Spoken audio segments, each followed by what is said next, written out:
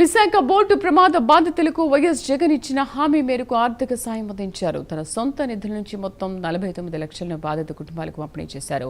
ప్రమాదంలో గల్లంతైన 6 మత్స్యకారులతో పాటు ప్రాణాలతో బయటపడిన డ్రైవర్ కారి చిన్నాకు కూడా కలిపి ఒక్కొక్కరికి 7 లక్షల చొప్పున ఆర్థిక సాయం అందించారు.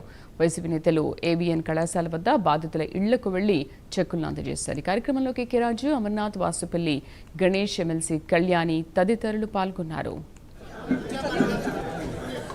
అధ్యక్షులు కేకే రాజు గారు వివరంగా జరిగినటువంటి ఈ ఘటన గురించి, ప్రభుత్వం స్పందించినటువంటి తీరు గురించి, ఈ రాష్ట్రంలో ఎవరికి అన్యాయం జరిగినా, ఏ వర్గానికి అన్యాయం జరిగినా వెంటనే స్పందించేటువంటి జగన్మోహన్ రెడ్డి గారి తాలూకా దాతృత్వం గురించి చాలా వివరంగా చెప్పారు. అయితే మొన్న జగన్మోహన్ రెడ్డి గారు కుటుంబ సభ్యులందరినీ కూడా పరామర్శించడానికి ఇచ్చేసినప్పుడు వారి కష్టసుఖాలు తెలుసుకొని, వారి బాధలు తెలుసుకొని, వ్యక్తిగతంగా పార్టీ పరంగా ఆ కుటుంబాలకి సాయం చేయాలనేటువంటి ఉద్దేశంతో ప్రతి కుటుంబానికి 7 లక్షల రూపాయలు ఆర్థిక సహాయాన్ని వైఎస్ఆర్ కాంగ్రెస్ పార్టీ తరఫున చేస్తామని చెప్పి నిర్ణయం తీసుకొని ఈరోజు ఆ కుటుంబ సభ్యులందరికీ కూడా ఆ చెక్కుల్ని డిస్ట్రిబ్యూషన్ చేసేటువంటి కార్యక్రమానికి అందరం కూడా రావడం జరిగింది.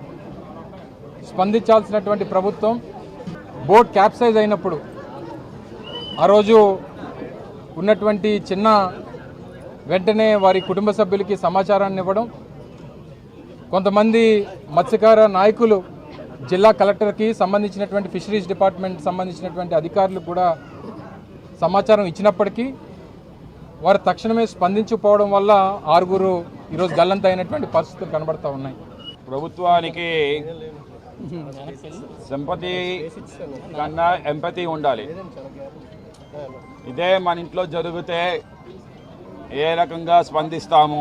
ఇది కేవలం సోషల్ ఇంజస్టిస్ అన్నమాట. స్టీల్ ప్లాంట్లో జరిగితే టాప్ టు బాటమ్ వాళ్ళు వచ్చారు, 25 లక్షలు అనౌన్స్ చేశారు.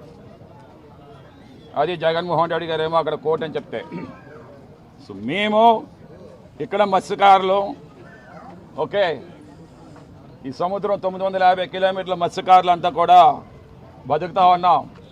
ప్రభుత్వం దగ్గర నుంచి ₹1 కూడా మేము ఆశించలే. ఎప్పుడు కూడా సముద్రాన్నే మా గంగమ్మ తల్లిగా భావించి అదే